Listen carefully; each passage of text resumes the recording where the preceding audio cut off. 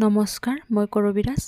ভাগিন দিয়ানৰ জন্মদিন উপলক্ষে এটা সৰুকৈ অনুষ্ঠান ৰখা হৈছে আৰু ইমান ডাঙৰকৈ নহয়, গাঁৱৰ মহিলাখিনি আহি নাম ধৰিব আৰু মই এইফালে আকৌ কিবাকিবি কাম কৰাত ব্যস্ত আৰু দুপৰীয়া সাজত চিম্পুলকৈ কিবা এটা খালোঁ, কাৰণ ৰাতিপুৱাৰ ভাগত লঘোণে দিয়া গ'ল।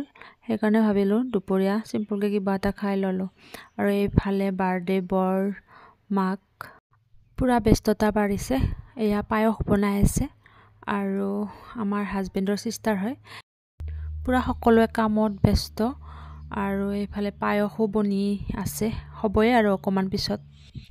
বৰ বেছি দীঘলীয়া ভিডিঅ' নহয়, অকণমানহে কৰিছোঁ ষ্টেপ বাই ষ্টেপ। এনেকৈ মোবাইল লাৰি থাকিলেতো নহ'ব, অকণমান কামত সহযোগ কৰিলোঁ ময়ো।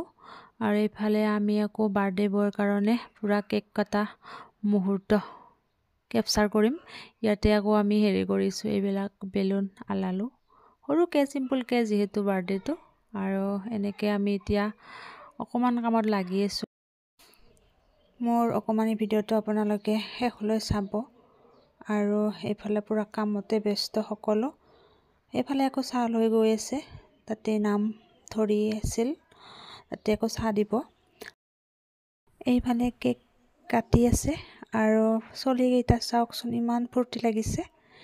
তাড়াতাড়ি কৰি ৰাতিৰ সাজৰ কাৰণে কিবা এটা চিম্পুলকৈ বনালোঁ। আৰু মোৰ ভিডিঅ'টো আপোনালোকে কেনেকুৱা পাইছে জনাবচোন কমেণ্ট কৰি, আৰু তেতিয়াহে ময়ো পিছলৈ ভাল ভিডিঅ' বনাব চেষ্টা কৰিম।